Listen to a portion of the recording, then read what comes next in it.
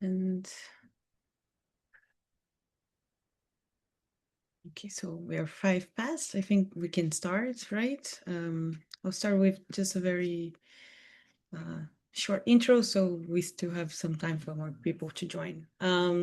So good morning to everyone, or afternoon, or good evening, or depending on where you are.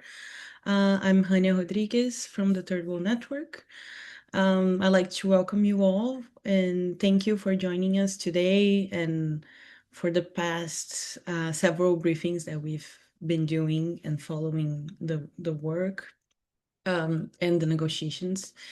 So we meet today again at a critical junction of the Intergovernmental Working Group that is negotiating the pathogen access and benefit sharing system. The sixth session of the IGWIG concluded without consensus, leaving several issues unresolved just weeks before the World Health Assembly and before a resumed session that will take place at the end of April. And while there are reports of convergence on a few items, many and very important ones like benefit sharing and set-asides during public health emergencies of international concern continue to be contested. So these are all topics that we will explore deeper in this briefing. And well, there's also a lot of pressure because we are so close to the World Health Assembly for negotiations to end and for the pandemic treaty to be ratified. So this is a very critical moment in the negotiations, and we are very glad to have you here and to share some information on them. And we are happily joined by people who have been following very closely the negotiations and have been engaged in advocacy in this moment. Particularly Gopa and Lauren were at the last session, the sixth IGWIG meeting. And I'll do a very brief introduction and then let them take the floor. So Lauren Paramore is an associate professor at the University of Cape Town and a member of the People's Health Movement. As I said, she was also in Geneva for the sixth meeting of the IGWIG. Lauren will give us some background on the negotiations, share the state of play of the negotiations and the developments and dynamics that took place during the sixth IGWIG. Then we will have Tamara Prinsenberg. She's the Advocacy and Policy Manager at AIDS Healthcare Foundation.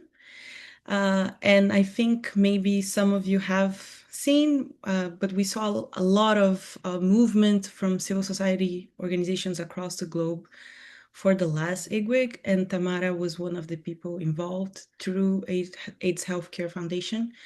And AHF led many of these efforts. So Tamara will share with us some of these activities and events and her reading of the situation through this lens.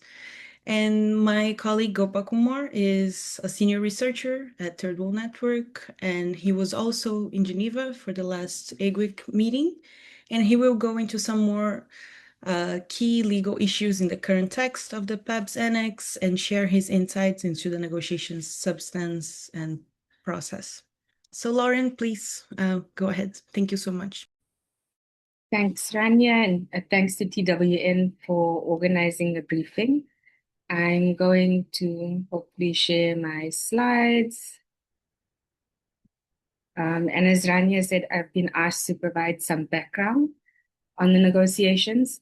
And so I'll start with a kind of very brief technical timeline, which is just a reminder that the PABS negotiations can be traced back to, I would argue, the TRIPS waiver proposal, where South Africa and India in October 2020 asked that the TRIPS framework be suspended, enforcement be suspended in order to facilitate access to medical products required during the pandemic.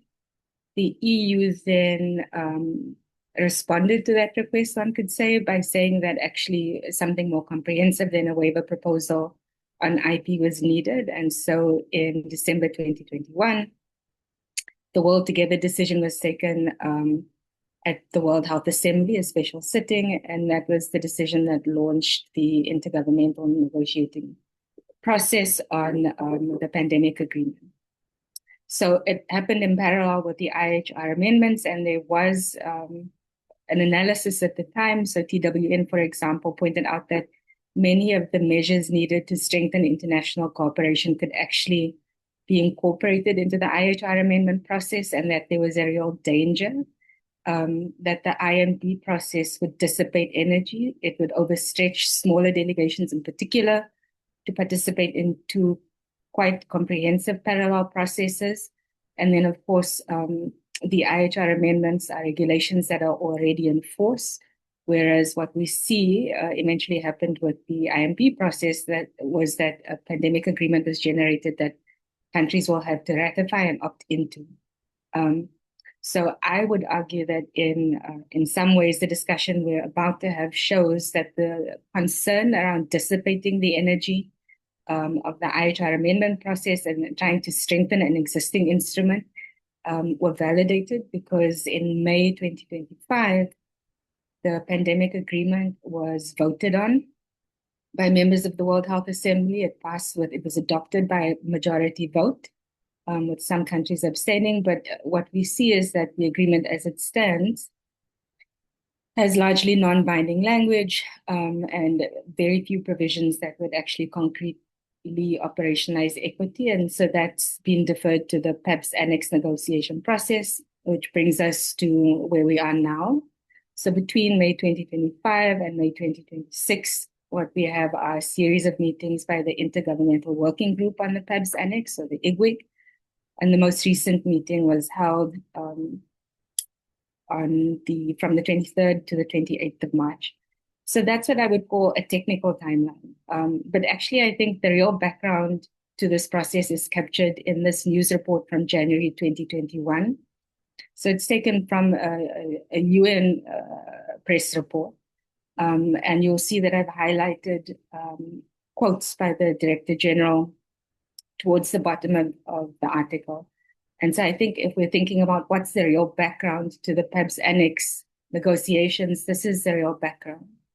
That during the pandemic, we saw a situation where countries failed to cooperate successfully. There was limited international cooperation to deliver an equitable response, where the World Health Organization was marginalized, and where corporate power was leveraged against many governments, including global North governments, to extract public resources to finance R&D, to assist with commercialization, to assist with regulatory clearance. And yet, despite those public subsidies, corporations didn't really assist in any meaningful way in ensuring an equitable response to the pandemic.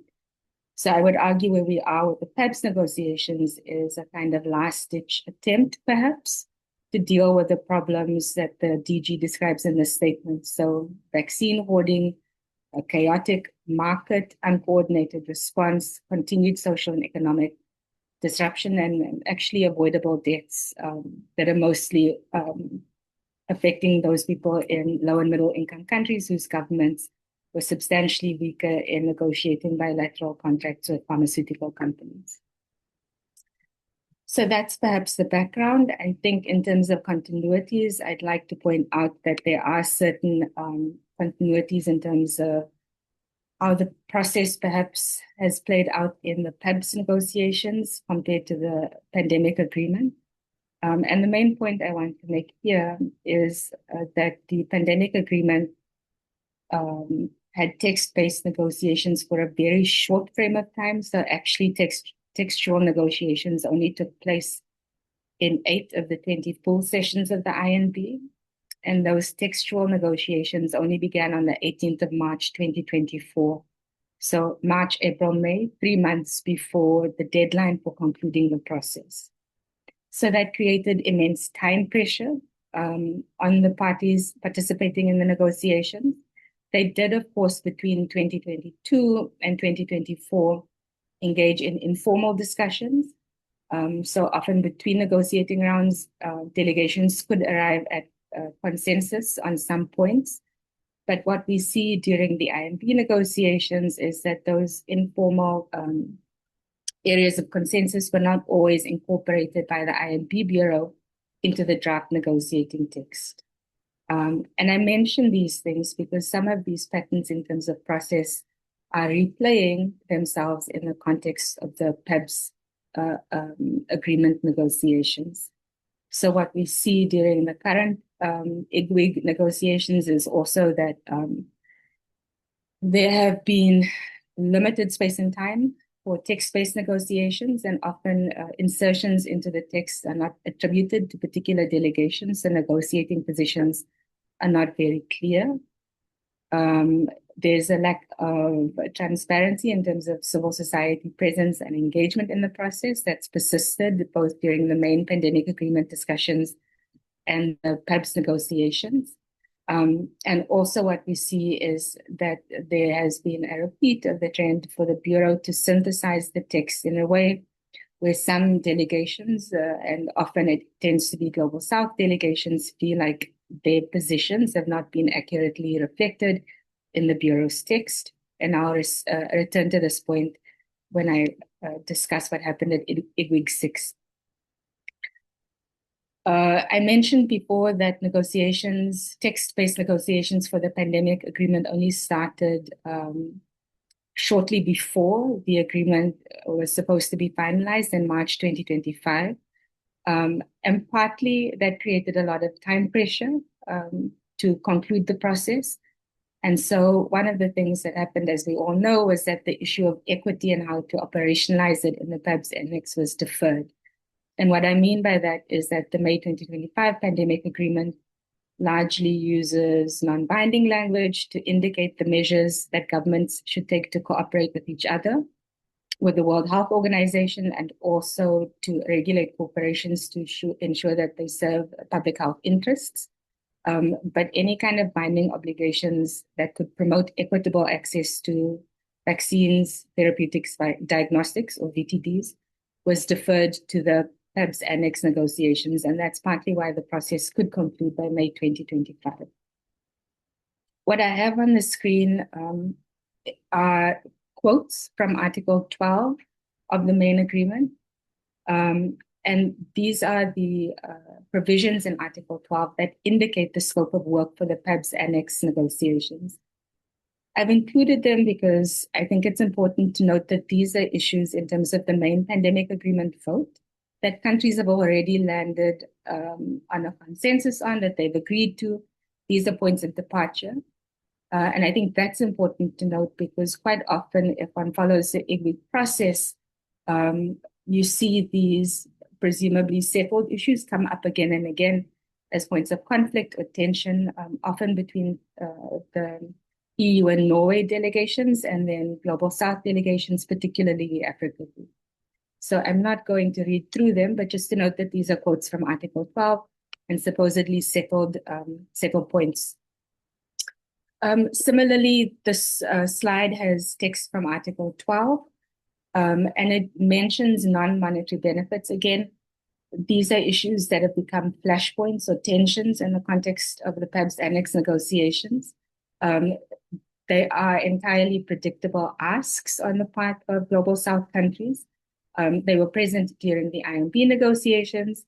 They are contained, as you see, in Article 12 of the pandemic agreement, and they've been repeatedly tabled as part of the PABS Annex negotiations when Global South countries indicate the non-monetary benefits that they expect.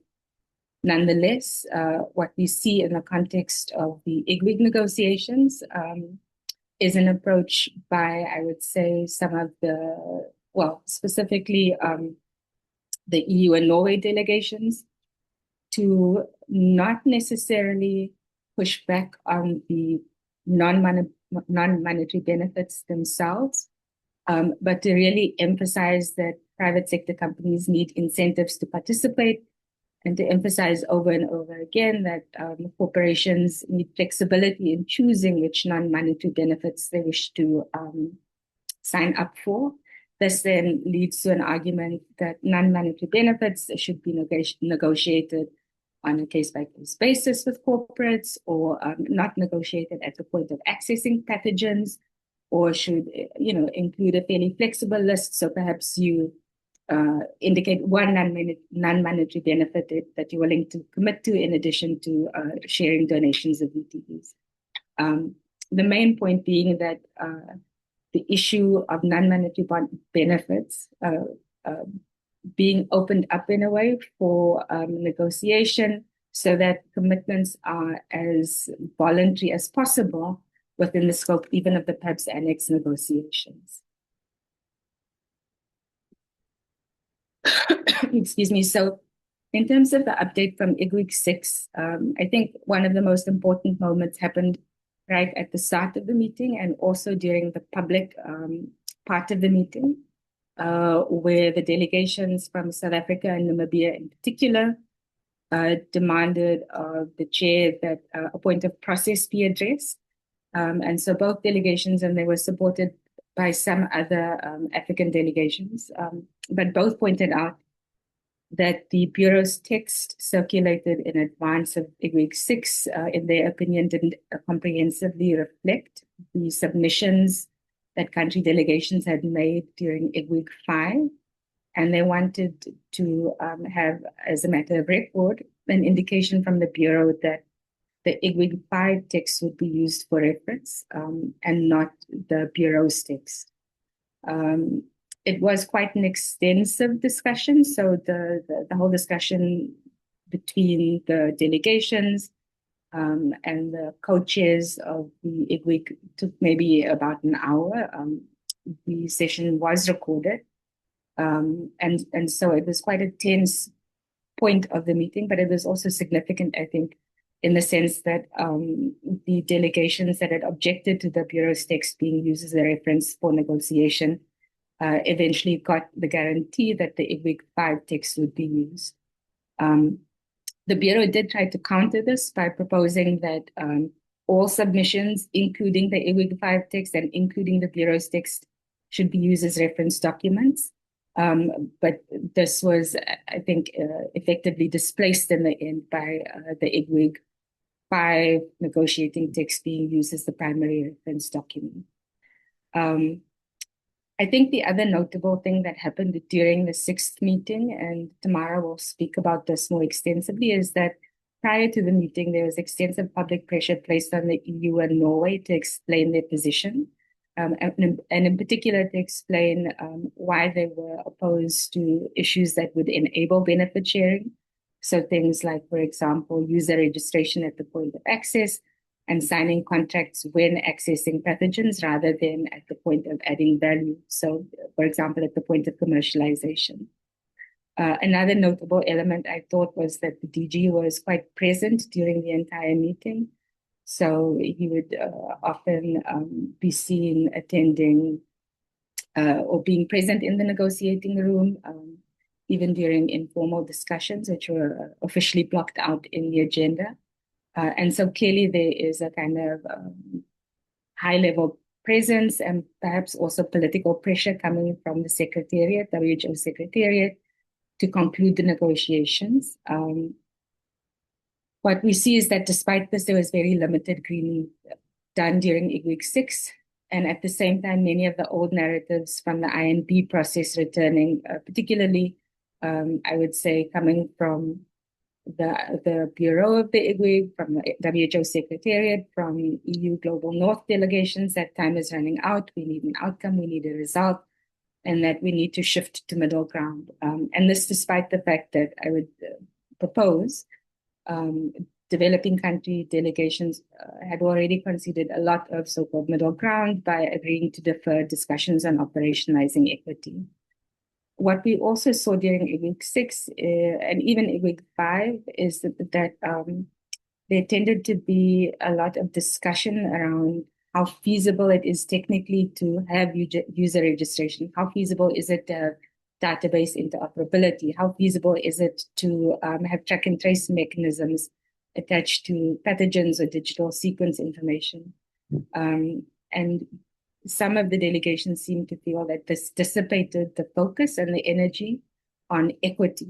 And this is not from delegations, but if I think of the slide I showed earlier, it also displaces the kind of attention I think that should be paid to the market chaos that reigned during the pandemic, and that this process is supposed to prevent or perhaps alleviate, if it isn't entirely preventable, by having legal guarantees for benefit sharing.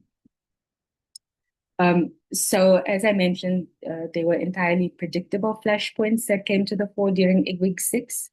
The issue of databases where pathogens will be deposited remains a flashpoint. It seems now that the position has shifted from, initially there was a demand by the South for a WHO database. Now there seems to be more emphasis increasingly on databases that are approved by WHO to participate in the PABS system. And so perhaps that claim of a single database is being lost. And so you have a system with acknowledged, WHO acknowledged databases. There are still tensions and conflicts around conditions of access to pathogens and digital sequencing information. So EU and Global North continue to oppose user registration. There's some contestation around how onward sharing will be regulated if we don't have user registration. And there seems to be some agreement, I would say, but Gopa and others can come in on this, that track and trace mechanisms are possible. There remains an area of conflict about when to sign contracts. So Global South or Equity Group delegations are still of the opinion that contracts specifying benefit sharing obligations should be signed upfront when pathogens are accessed. EU, Norway delegations often argue that this should be done later on in the process once a medical product actually has been developed and is ready to share as a benefit. Other points of conflict include whether contracts should be standardized, who should be parties to these contracts, whether it should be only manufacturers or also developers and, for example, academic institutions, and then what non-monetary benefits to include. I think one of the big asks from, for example, Central African Republic is that there should be numerical targets for donations and also affordable pricing of VTDs during public health emergencies of international concern. And this also there's not yet agreement on.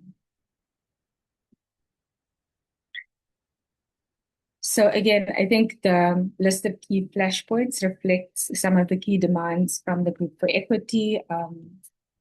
And these are not surprising, again. So these demands would be mechanisms that can really operationalize equity.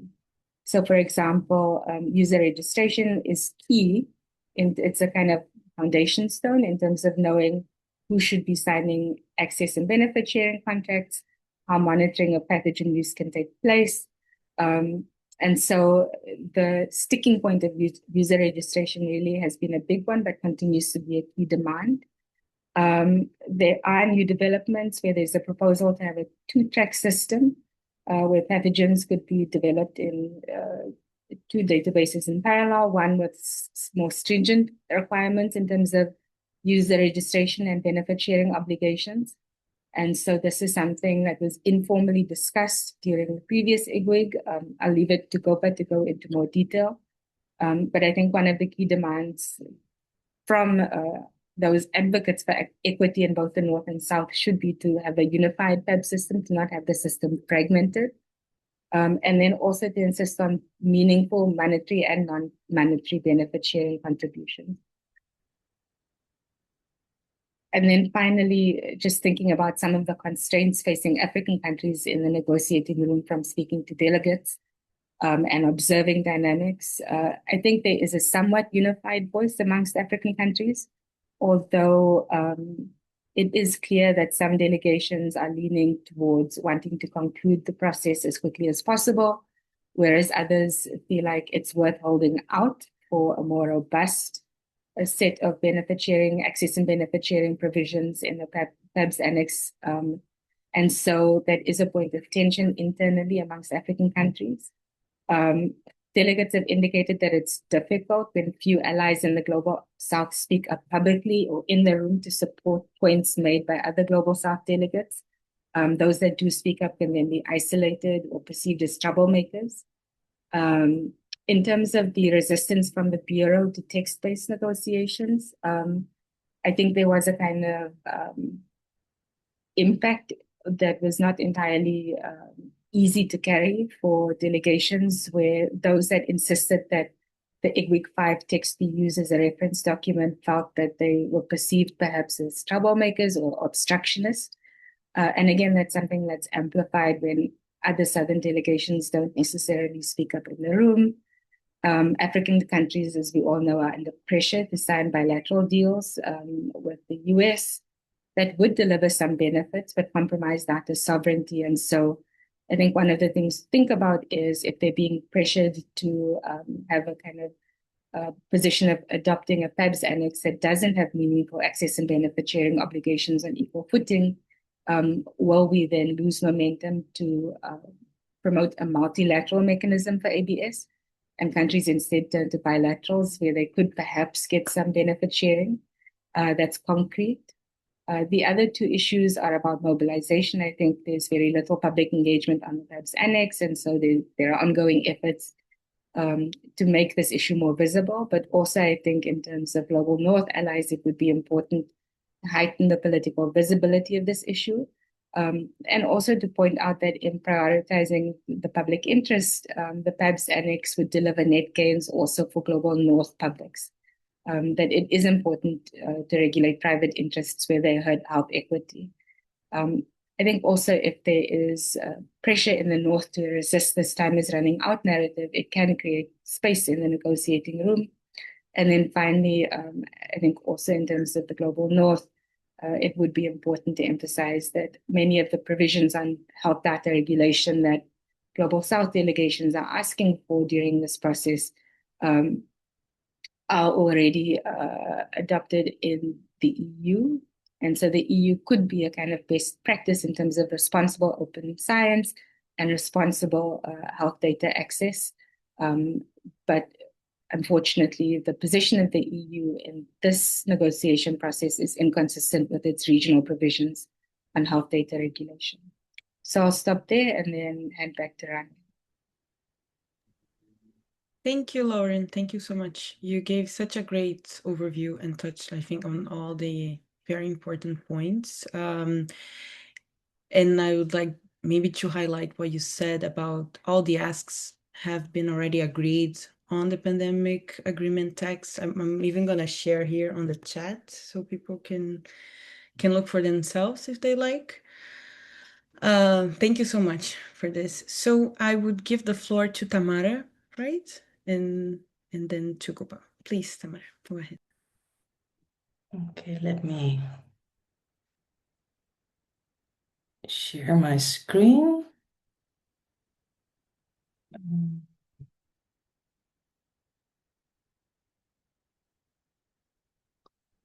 Can you see my screen? Is it in presentation mode? Yes, we can. Okay. Yeah, my name is Tamara Prinsenberg. I work for the AIDS Healthcare Foundation in the Europe Bureau. I want to thank you, Hainia and Third World Network, for inviting me to give an overview of the campaign that we rolled out. Yeah, we started this campaign 2 weeks prior to the IGWIC 6, so around a bit in early March.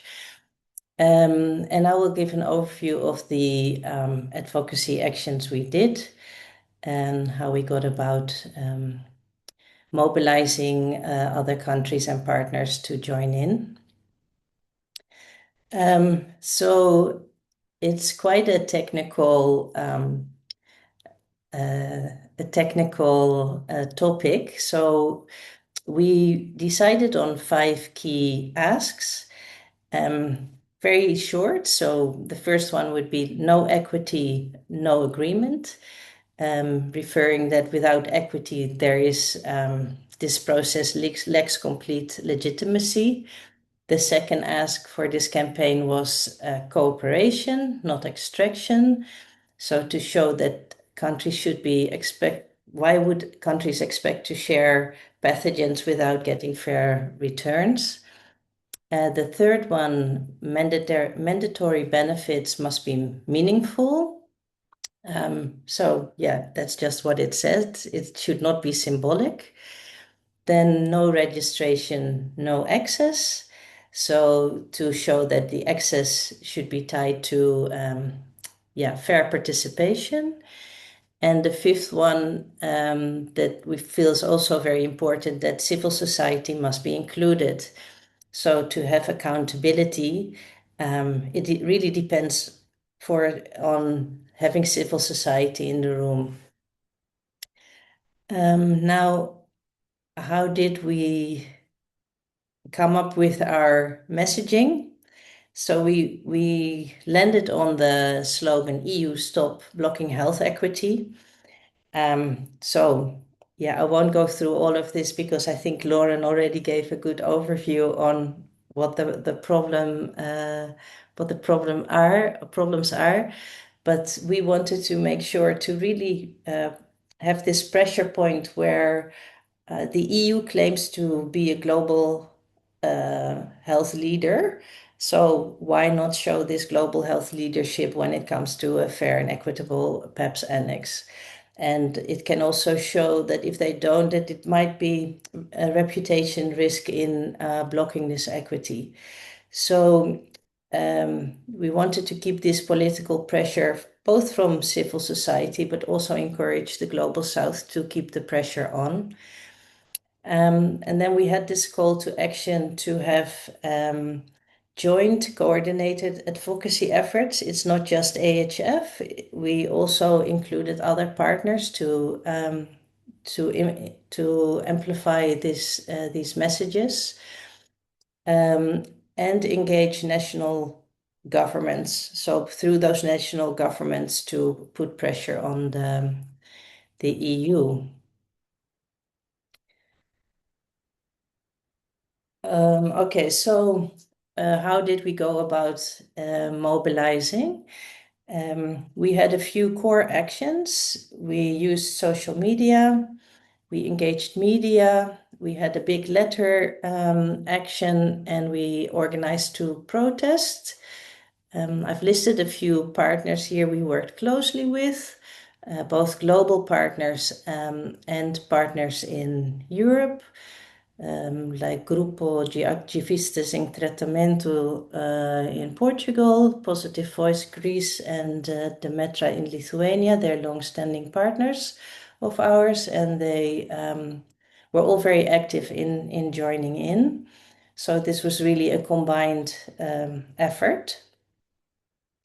So I'll go through all the actions that we did to give you some idea what it looked like.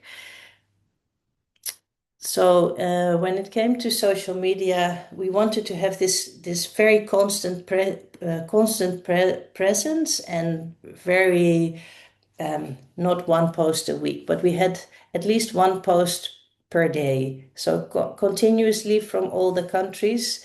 We had 45 countries that joined in, and we posted on LinkedIn, on Instagram, Facebook, X. We have a WhatsApp channel. So this was a continuous burst of these posts with our logo shown and the EU Stop Block Health Equity, and then different slogans for each ask. And we had a total of 360 posts on 45 social media pages. So we felt like having also these different channels allowed us to reach different audiences and reinforce our messaging.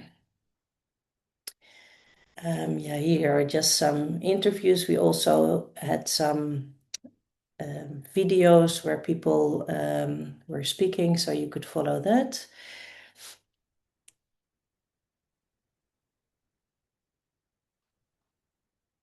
for when it came down to the media engagement, we invested in it proactively, and we organized press conferences, media breakfasts, and some webinars. And it really created this opportunity to communicate our perspective, the civil society perspective, to the media. We also had different partners in different countries join in on these conferences. So also to give the press the opportunity to ask about our standpoint and clarification on this quite technical negotiations. Just to give you an overview, we did it in many countries. We had 16 press conferences across all the continents. And the media actually did pick up. So we had printed articles. There were some features on the television. We published opinion pieces. There were online publications. So yeah, there was quite a bit of coverage, raising our concerns about the situation around the negotiations. Also in the local languages of each country, of course.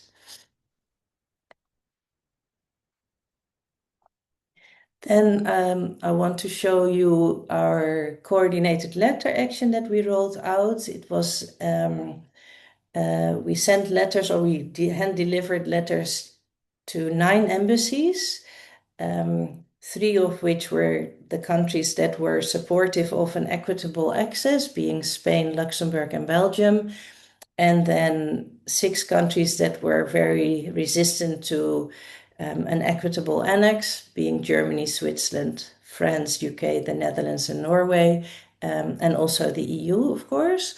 So this also gave the opportunity for our country teams and partners to go into discussion with the embassies and for them to move this message up to the negotiators. So we actually did get a lot of feedback based on this letter action that our messages would be passed on. In Thailand we got a lot of time with the Luxembourg ambassador, so our country program manager was able to really give a good briefing on where we stand. We delivered 200 letters in total, around 35 countries. Then the last thing we did was really mobilize community and hit the streets. We had one protest in Lima. This was also really to show the urgency and importance of this annex, and to bring public accountability into this process. So you see some photos of the Lima protest here. And we organized a protest in Brussels in front of the European Commission. And this was a joint effort with other civil society partners that we work with. And I think being present was very important because it made the issue very visible where the decisions are being shaped. And we also use these photos a lot for our posting to show that we are we're going to the streets to make sure we are being heard. So I want to keep it there, but I do want to make sure now that we have all the civil society here in the room that we're not finished yet. We will continue fighting for what's right. We will continue to push for an equitable PABS system, and we continue to engage in the upcoming negotiations. I want to encourage everyone here on this webinar to join forces with us, to keep on pushing. either by connecting to the media, by pushing on social media, connecting with your government. I think creating this momentum together is very important. So thank you, and I'll leave it there and give the floor back to Hania. Thank you. Thank you, Tamara. You can stop sharing your screen. Okay. Great. Thank you so much. It was great to see all this mobilization. It was a very exciting, it were very exciting weeks. And thank you for the pictures. They were great too. So I'll give the floor to Gopa. So thank you, Rania. It will be nice if you can play my slides. Yeah.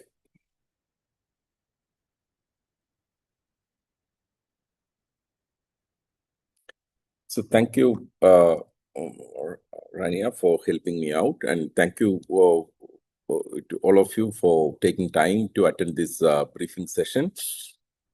So my job is very much easy after the two presentations. So I'll be elaborating some of the points already mentioned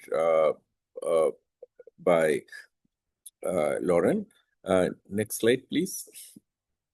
So let's start with what is the PABS system. So it's also important to keep in mind the importance of the PABS system. The whole promise of the pandemic agreement was to ensure equitable access. So not to repeat what we experienced during the COVID-19. So, but if you read through the text of pandemic agreement, there is only one provision which guarantees equitable access or some level of equitable access is Article 12.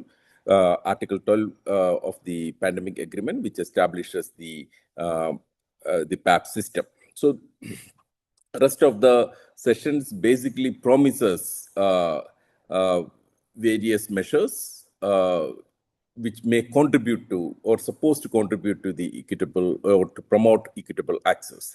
But there is no provision in the agreement which says that, okay, in case of a pandemic or in case of an outbreak, you are going to get medicines or vaccines or diagnostics. The only provision which contains is in the whole agreement is Article 12.6.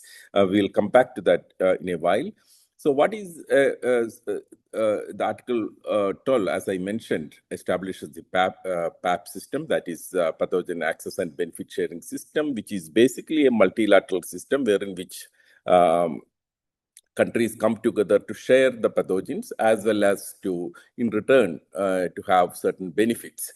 So this is not a charity we are talking about. We are talking about a system wherein which everybody contribute to develop vaccines, diagnostics, and medicines against pathogens of pandemic potential.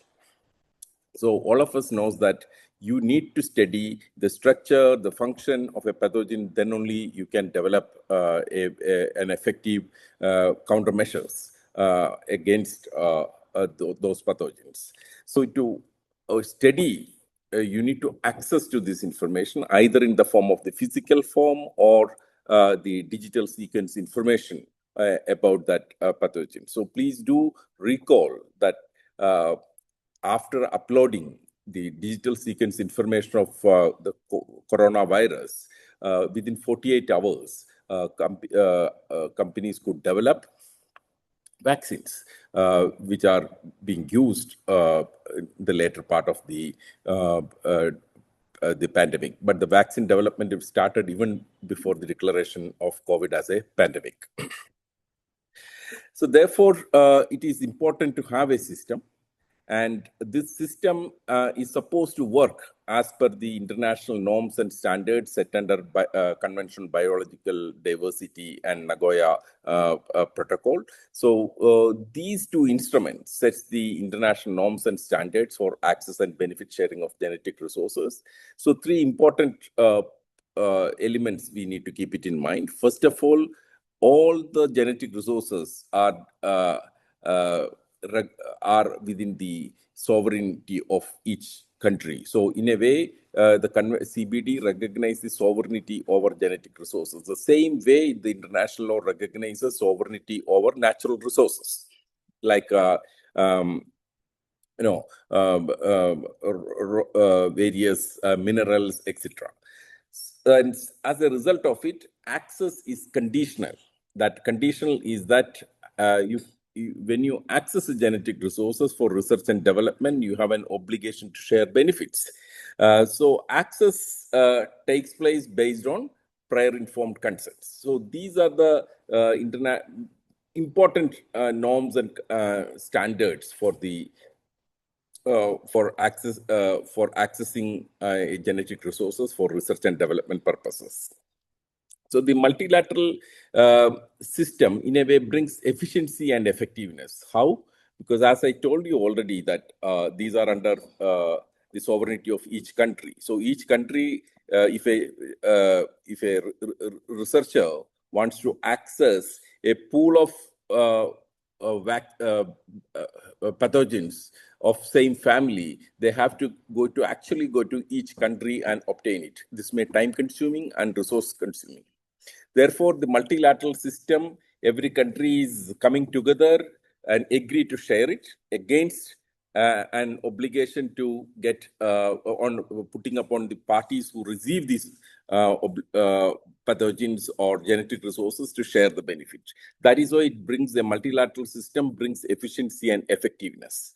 And at the same time, it is a system which is rewarding every actor participating in the system, because the researchers or the pharmaceutical companies gets the access, very quick and rapid access to the pathogens or its digital sequence information. In return, they do have an obligation to share the benefit that in a way rewards the countries who share these pathogens and their digital sequence information.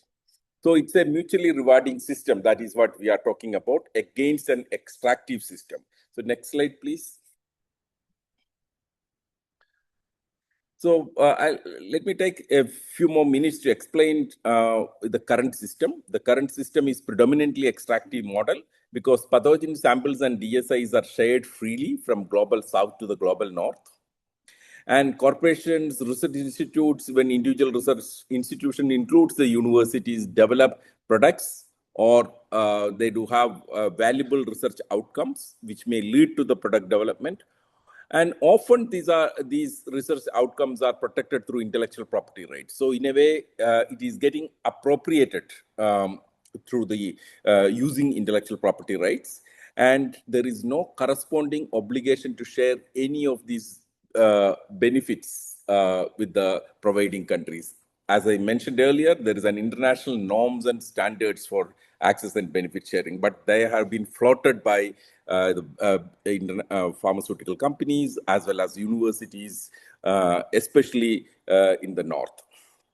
As a result of it, what is happening is exactly like an extractive model, as we see the critical minerals, which is the talk of the town nowadays. How the graphites or how the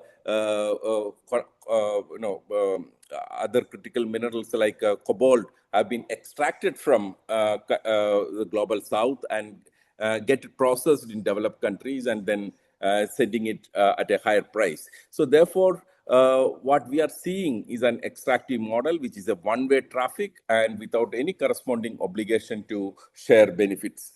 So next slide, please. Now let us look at the role of WHO in facilitation of this colonial extraction model.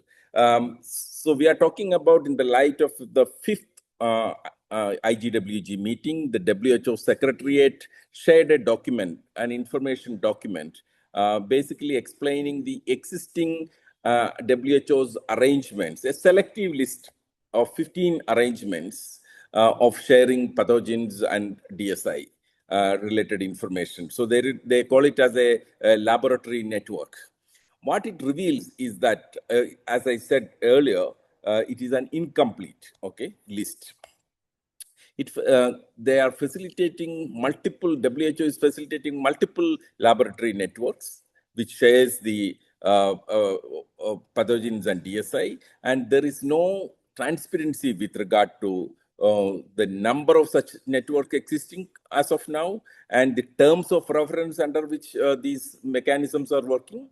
As a result of it, we do not have enough information about the benefit sharing. They do some of the around 6 terms of reference have been shared with the member states during the 5th meeting of IGWG, which reveals that some benefits are offered, but largely it is an opaque system. What kind of benefit? That benefits are no, except PIP.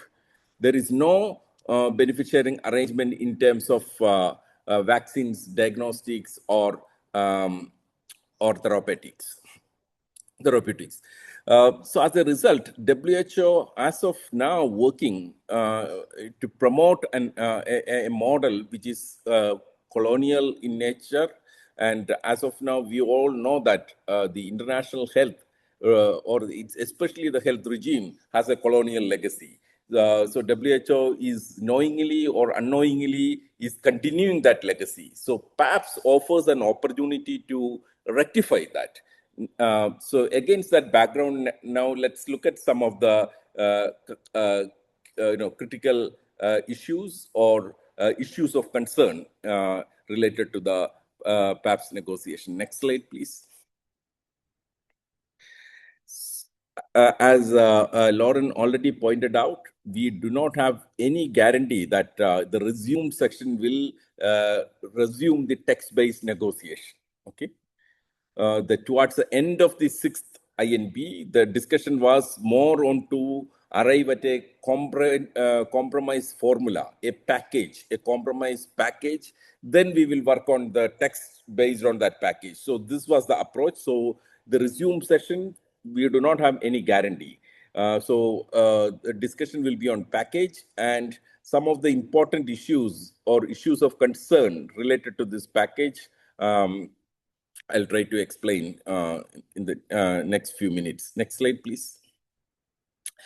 So first concern is benefit sharing, as benefit sharing clauses are already mentioned in Article 12.5, 12.6, paragraphs and 12.7 and 12.8 of the pandemic agreement. So it's a question of how do you implement in a better way.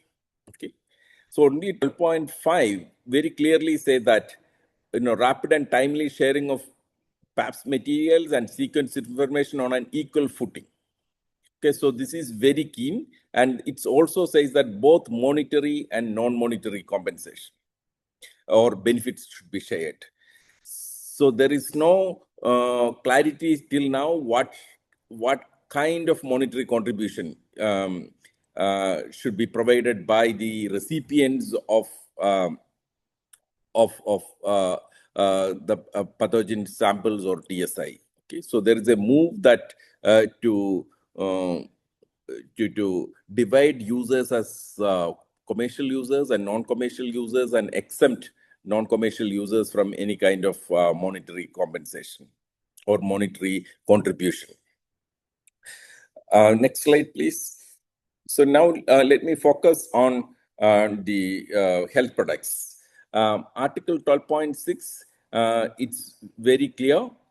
It says that in the event of a pandemic emergency, participating manufacturers shall make available to the WHO, pursuant to legally binding contracts signed with WHO, rapid access targeting 20% of the real-time production. So 20% of the real-time production, but the subsequent sentences clarify that it divides 20% into 10% as a in the form of a donation and 10% in the form of affordable price. So this is what is guaranteed right now.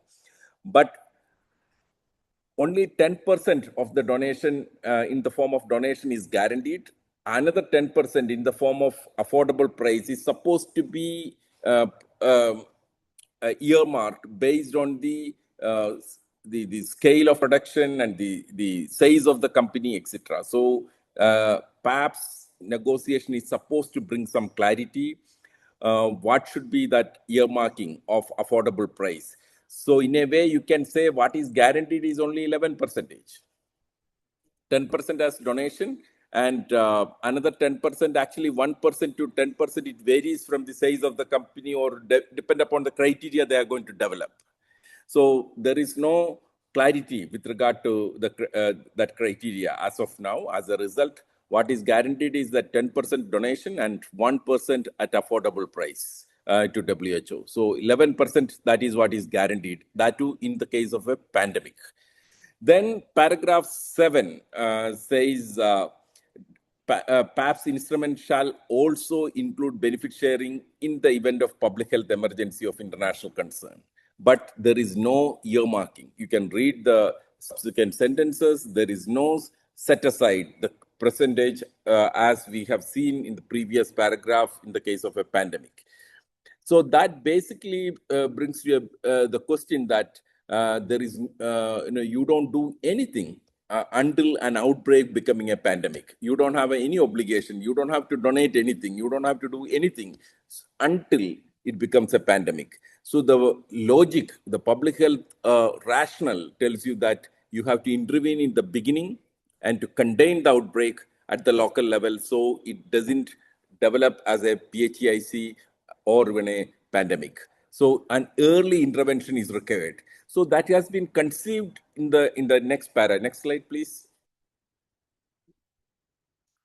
Paragraph 12.8, which gives a set of options. So one of the options says that facilitating rapid access to available vaccine, therapeutics, and diagnostics with a view to responding public health risk and events in the context of Article 13.3 of the International Health Regulation. So they do recognize that thing, but it is not been implemented. In the PABS negotiation, as of now, there is no set aside for, in the case of a PHEIC, it simply say that, they're simply reproducing the paragraph 20.6.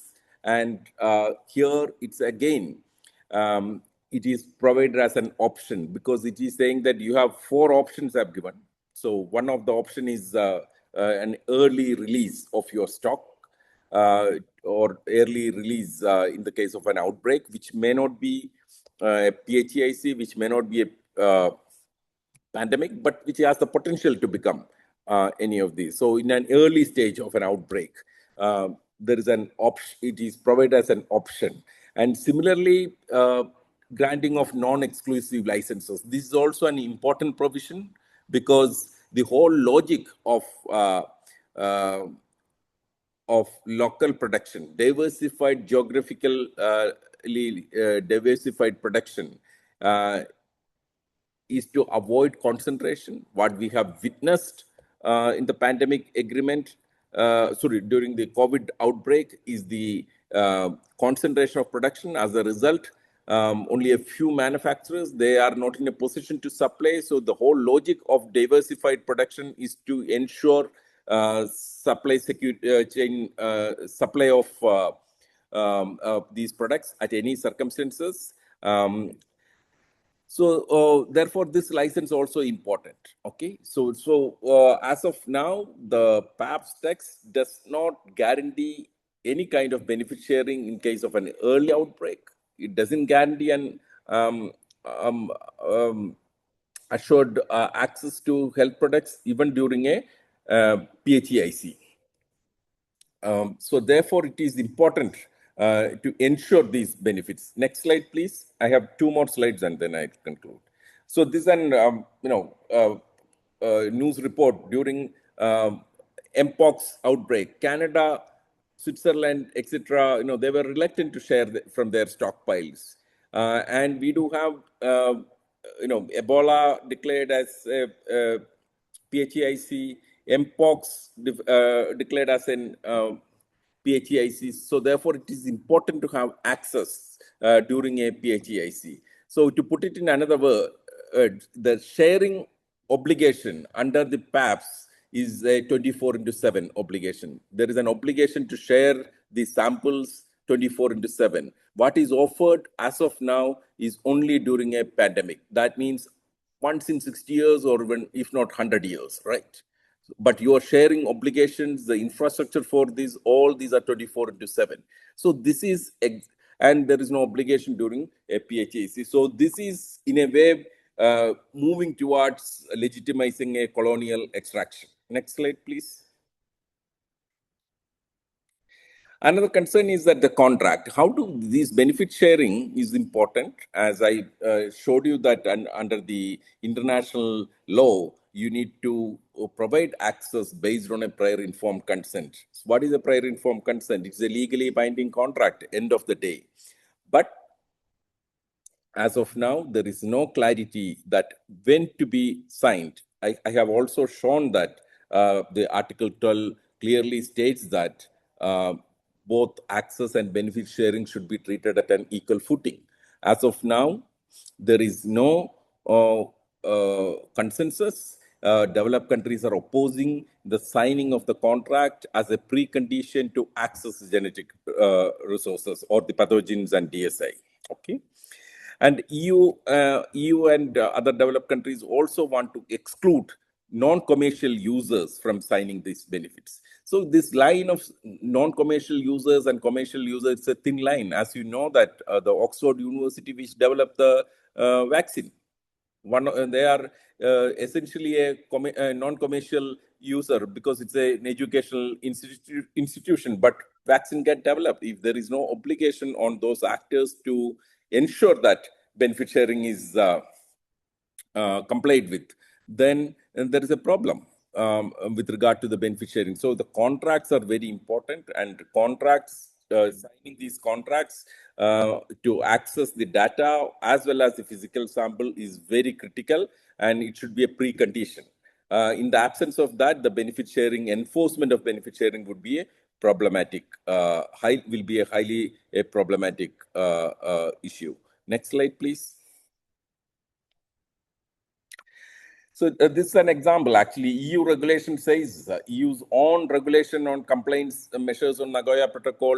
There are many references to the contracts, but I just took it. One of them, it says that in the absence of a prior informed consent having been obtained in a timely manner, and mutually agreed terms having been established, until an agreement is reached with the provider country concerned, no exclusive rights of any kind will be claimed, such a user of any development made via use of such pathogens. So if you fail to agree, then you will not get any exclusive right. Even IP cannot be given on that research outcome. So this is what EU's own regulation says. But EU comes to the negotiating room and oppose signing of the contract. Norway does that, and Switzerland does that. So this also speaks about the double standards. You have some rule in your home, and when it comes to outside your home, then you have another set of rules. Next slide, please. So this again, last issue on the substantive issue of concern. That's accountability is very important, because accountability not only for the functioning of an effective benefit sharing mechanisms and the PABS system, but also from a biosecurity perspective, because this information can be used by actors and you can develop a deadly pathogen using this information. So therefore, biosecurity is important. You need to have a traceability mechanism, and DSI, ideally you should have a database hosted by WHO. These are like a critical global public health good, and a database would be a critical public health infrastructure that should be owned multilaterally. But now the developed countries are opposing. They would like to have a databases. These information can be posted in a private database. That itself poses a threat. That apart, the most important issue is that they would like to promote anonymous access to this information. So therefore, they are opposing user registration. We all know that to have open a email or a social media account, even to access some of the publication, we need to register. So they are against this because they say that it is against open science. Actually, this is open science. Clearly, the UNESCO principle says that there should be responsible access. if you go through those principles. But what is important here is that in the name of open science, what they are trying to promote is an extractive system, and do not want to dismantle the benefit sharing mechanisms. Next slide, please.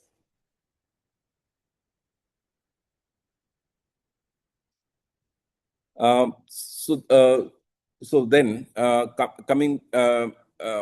continuing on this issue, so now there is a shift has happened. Their developed countries are still opposing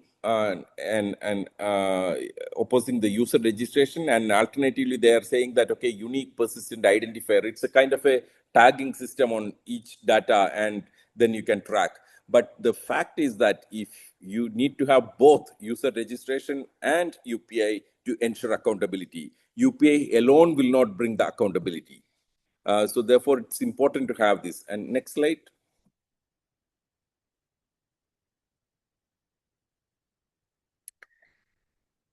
So IPR, I'm not going to explain it further, but in simple terms, as I mentioned earlier, you are accessing all this free.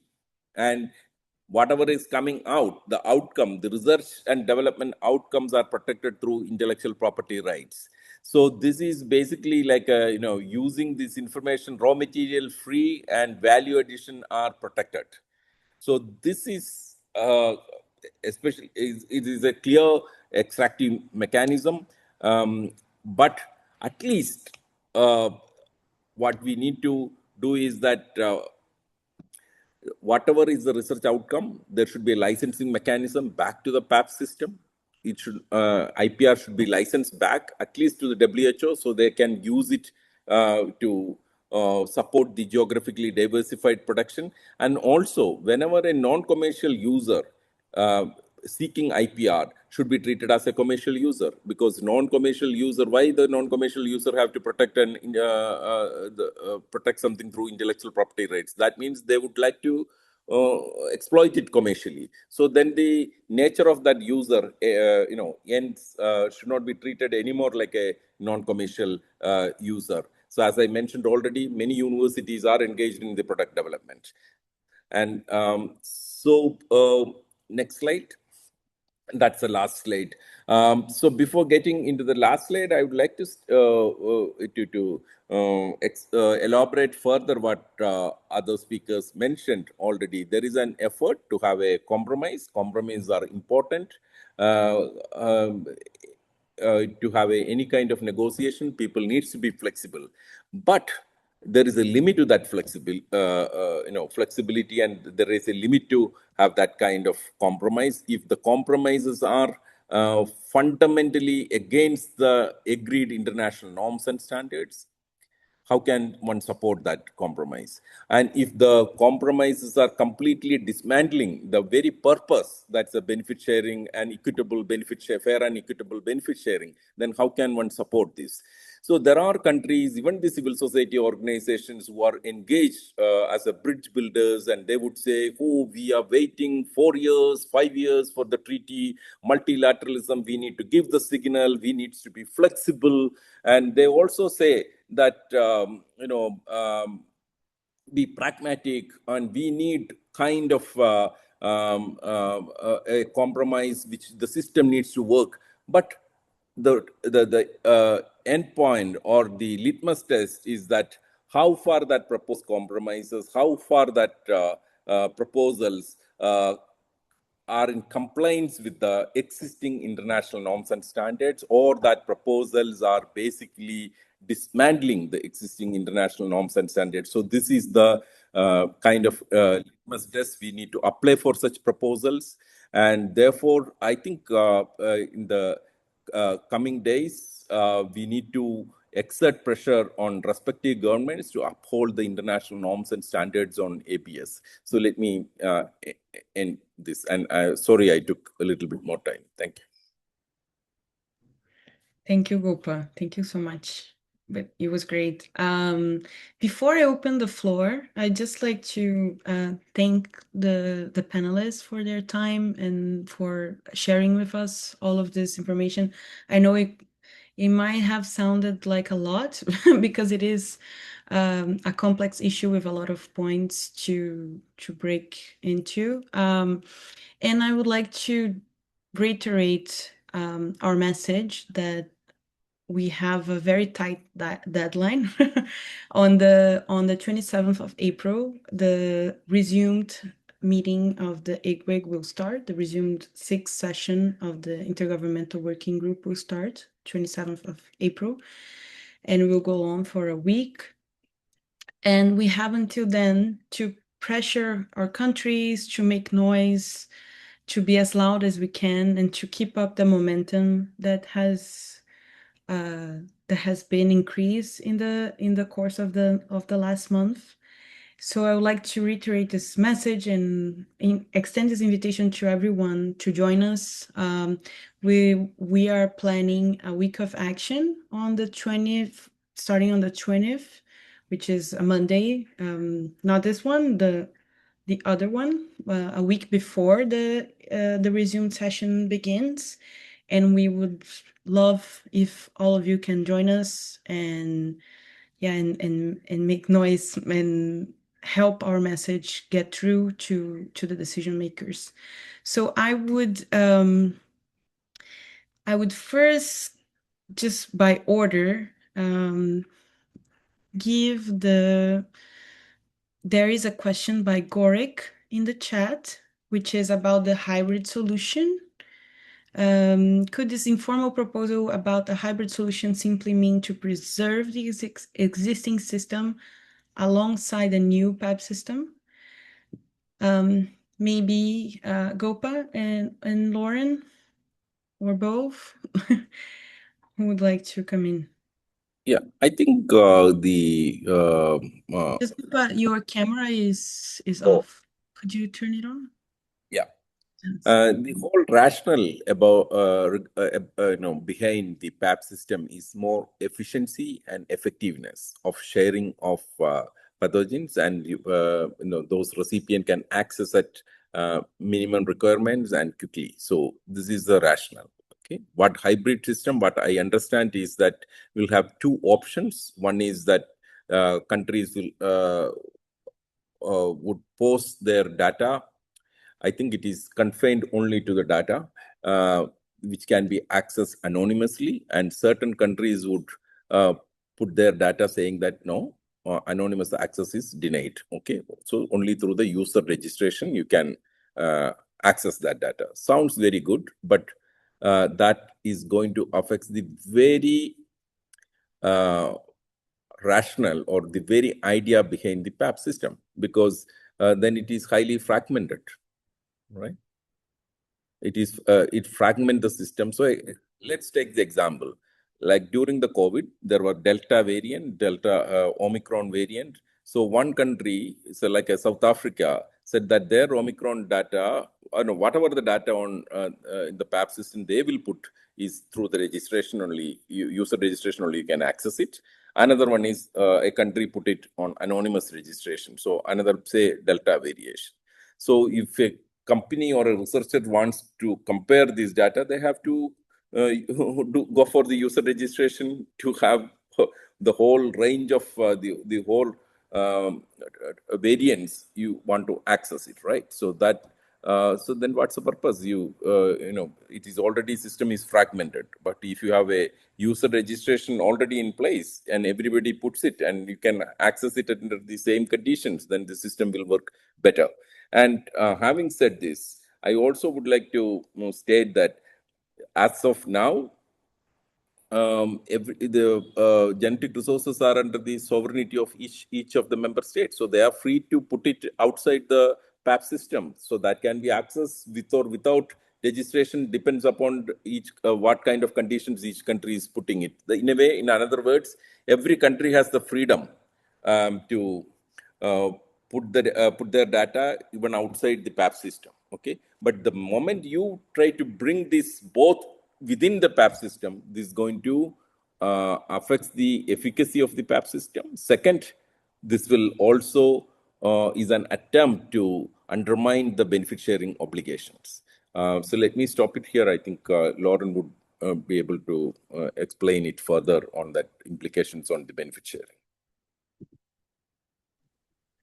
So I'm not sure if I can explain further, but maybe just to add, as someone sitting in a university, I think, if there is this two-track option, what we see in the Global South is that research partnerships are often not equitable and often quite extractive.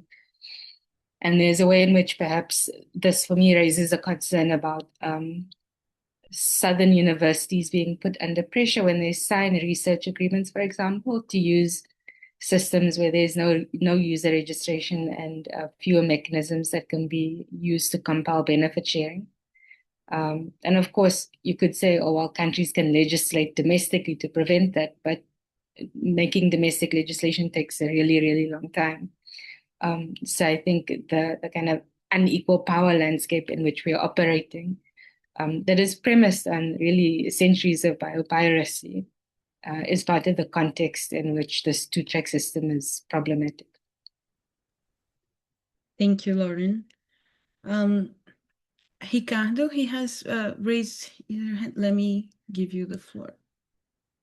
I think you are able to unmute yourself. Yes, I think I am. Yes. Hi, everyone. Good to see you. Hi, Ganja. Has been a while. Hope everyone is doing good. I don't know how many people is here, but it's good to join the exchange. I think it's very important to keep as much people as we can updated in the process, because not everyone has the luxury to follow us close. So these spaces are very useful, and I thank you for the time and the presentation. I had a couple of comments and maybe a couple of questions, since this was the invitation to have a discussion. On the first part, on the technical timeline and that Lauren presented, I just wanted to maybe clarify something, because in my recall is that the pandemic agreement was not adopted by a vote, was adopted by consensus, and it was in the committee that it was put onto a vote, and in that committee was put on a vote, and indeed, and then it was 0 vote against, even though we went, so it was 0 votes against, and then we was adopted by consensus there. Just to reflect what my memory recalls of that moment. And also on your presentation, I found a bit curious that you talk about the fairing equity, and granted, of course, the access to VTDs was the fairing to the PAB system, but I'm having a bit of trouble defining equity only through the access of VTDs, and I think there are provisions of the pandemic agreement that also talks about equity. So I get your point that part of access was the fair through the PAB system, but I think, to be fair with the negotiators and what happened on the pandemic agreement, I think there are articles that are trying to close those gaps, including health workforces, including research and development, and including tech transfer. Regardless of the final outcome of that, we have provisions there. And one of my questions would be for the panelists, if we recognize that there are some progress there, and I have to push a bit back, Gupa, I think we have had this conversation several times, that Article 12, indeed, very important core article regarding access and how we can close the inequities on access. I don't think it's fair to say that it's the only one that talks about access to VTDs, because Article 9, it has a provision for public funding to include conditionalities on public funding to access to VTDs.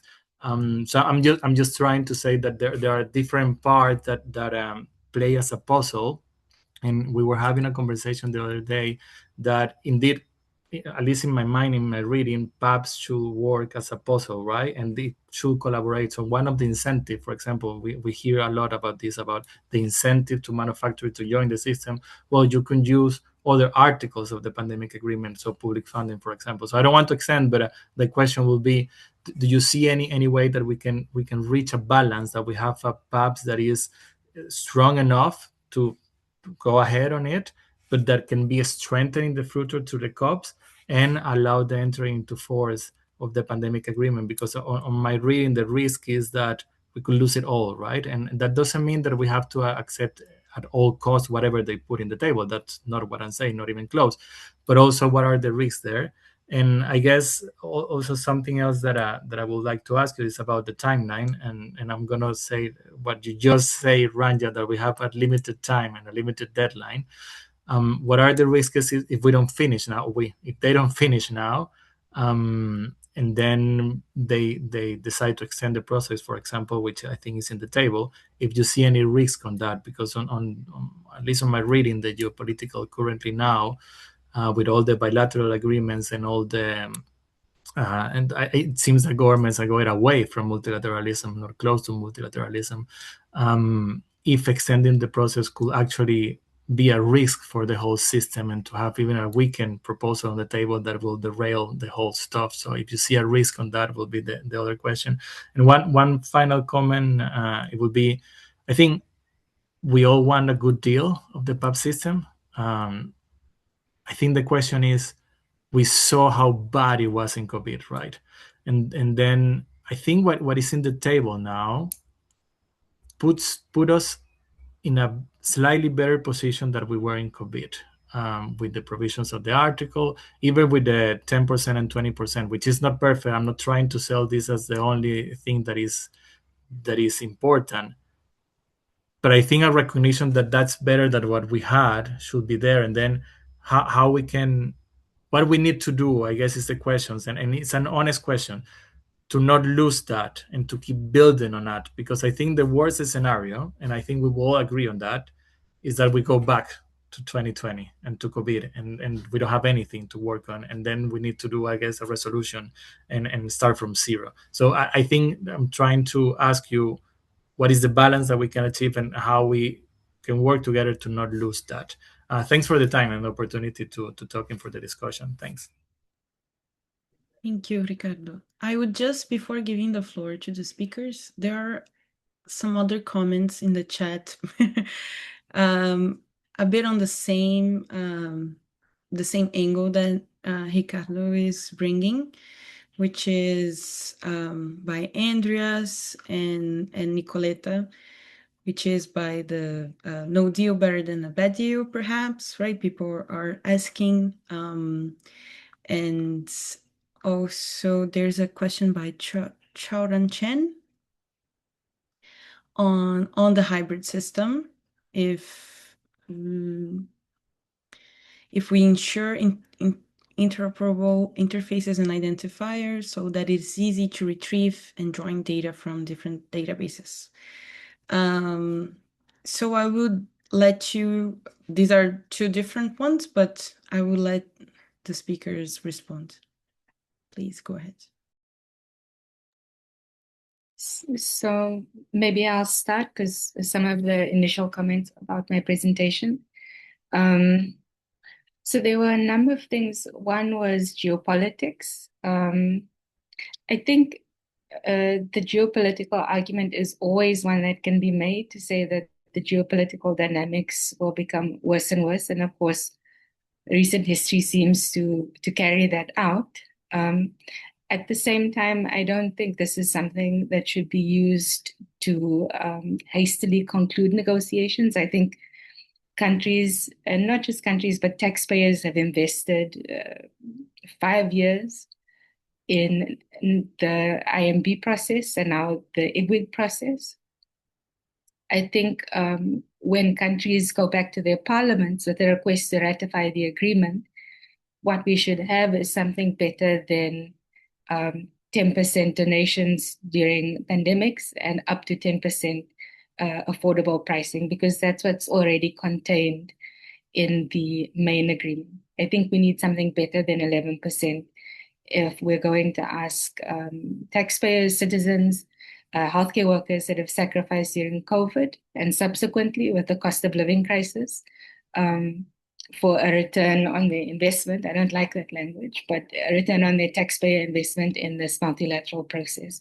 And so I think on balance, it's better to wait for a stronger agreement.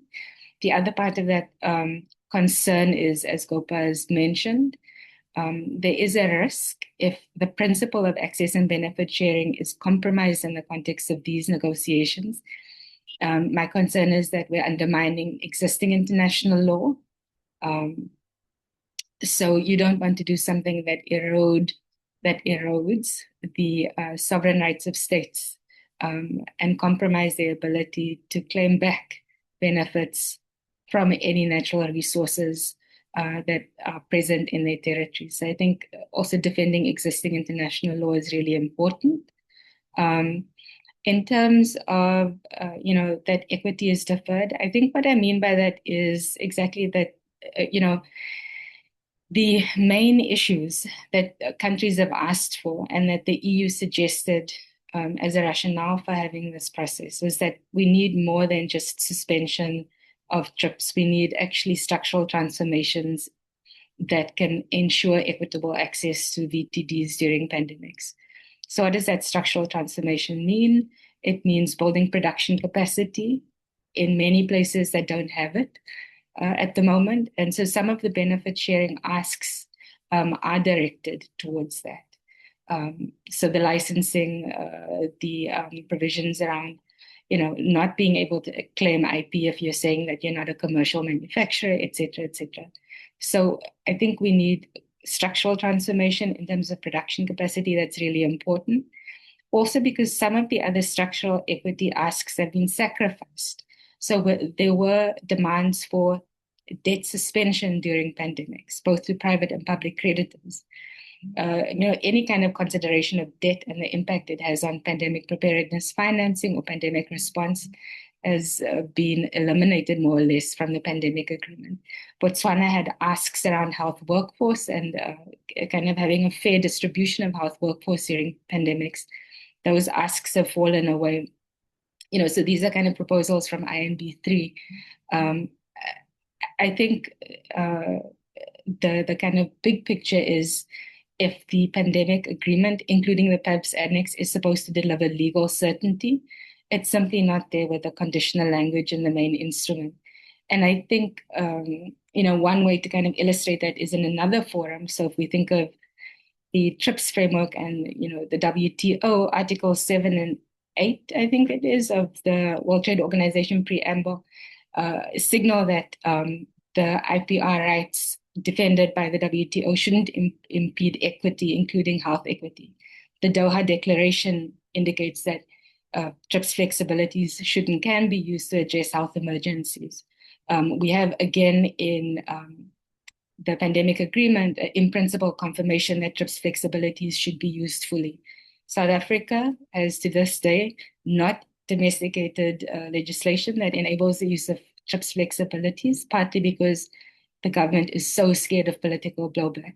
So I think conditional language is there. It in principle promotes equity, but until you have a legal foot to stand on, many developing countries won't be able to insist that equity actually is something that their populations are entitled to. And so in that sense, I say there was a decision to defer equity. Thanks. Thank you, Lauren. Oprah? Thanks, Ricardo, for raising some of these issues. I'll like to respond on two issues. One is on why Article 12, when I say, is the only provision which guarantees access, and second, about how we move forward or what kind of compromises sort of thing. I'm not here to sort of putting a compromising formula, but I can say that any compromise, what should be the minimum things should have have in a compromise formula. That much I can sort of say. So coming back to this, why Article 12 is the only provision which guarantees access is that say Article 8 to 14 are the provisions which are various provisions, around 7 articles which are supposed to promote equitable access. So they are trying to do it in the following way. The first, saying that, okay, regulatory system should be strengthened in a way that whenever there is a product launched in anywhere in the world can come to your country. Second, related to R&D, where the point is to regulate the or disciplining the public funding of the R&D. So therefore, certain conditions can be attached to the recipient of the public funding, including the procurement, during the public procurement also, certain provisions can be inserted to facilitate access, equitable access. Third way, uh, promote the geographically diversified production. And fourth is technology transfer. And then you have a mechanism for distribution, logistics mechanism. But all these languages have been heavily qualified with the subject to national law, promotes, etc. Okay, but one paragraph which is of noteworthy, that is Article 9.5, which says that without any qualification, every country should have a policy in place whenever there is a public funding to promote access, especially in developing countries. But the problem is that the second sentence, which says that these conditions may include, and what are those conditions? Those conditions are the following. First, it says licensing and sub-licensing, particularly to manufacturers in developing countries. Second, affordable pricing policies. Third, provisions enabling access to technology. Then publication of relevant information. And lastly, adherence to product allocation mechanism. So in a policy, you can have some of these provisions to promote access, but it does not per se guarantee access when you compare to Article 12. Article 12 says that, okay, any producer who are participating in the PAB system should earmark this much percentage to the access. That's why we are saying that Article 12 is the only provision which guarantees access. Actually, in the Article 9.5, there should have been provision imposing obligations on these manufacturers when whoever receives public funding to earmark certain percentage to donate to WHO or to developing countries. So pricing policies, since 30 years, we have been hearing about the differential pricing policies and whether it promotes access. No, it doesn't. So from that experience, we are saying that Article 12 is the only provision which guarantees. The other one all promote, or it recognize the problem. What are the measures required to promote equitable access? But those measures suggested in the agreement are qualified heavily. They give enough elbow room to bypass the obligations. So, but when it comes to Article 12.6, there is no such elbow room. So that is why we are saying. And coming to the moving forward, it's very important we go back to the very decision which establishes the negotiating process for the pandemic agreement. That is then giving practical ways to implement equity. So that is where we like to go back. And then we like to see that whatever the compromises formula which are emerging is serving that purpose. And there is no, we cannot justify a situation where the sharing of pathogens are 24/7 and you are promising something whenever there is a pandemic happens. That is like when Gates Foundations, which always give this scary picture of pandemic is coming. Even they are saying that maybe 60 years. Okay, the last pandemic was 100 years. Next time, the COVID came after 100 years, and then they say that the time gap will be reduced maybe in 60 years time.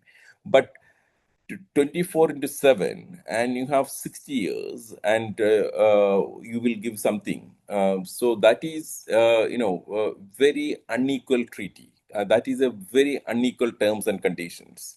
That is basically in the name of equity we will be legitimizing colonial extraction. So that is not acceptable. So therefore, there should be benefit sharing for PHEIC and early outbreak. Like an Ebola outbreak happens every year. So you need some commitment because Ebola vaccines are developed using these samples. There should be, so these are the minimum things we are talking about. These are the minimum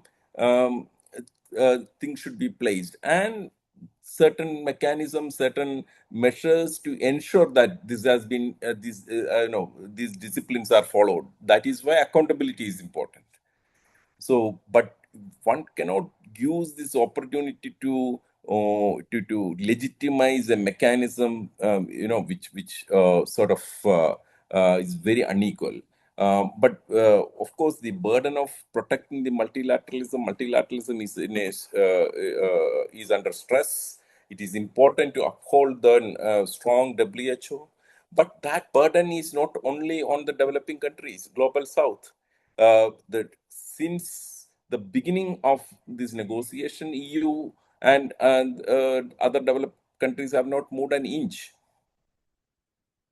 All compromises have been made throughout the negotiations are by developing countries during the pandemic agreement and here. So now again asking them to accept an unequal agreement or unequal terms and conditions in the name of protecting multilateralism. So that is not multilateralism. That's a multilateralism which WHO is currently practicing through these laboratory networks, etc., which is basically an extractive mechanism. So that's a problem. So if there is a sincere effort, then we should uphold the very fundamental principle for which the whole negotiation was started, that is promoting equitable access. So we should not end up in a situation where the COVID-19 was there. So there should be, that means changing the status quo.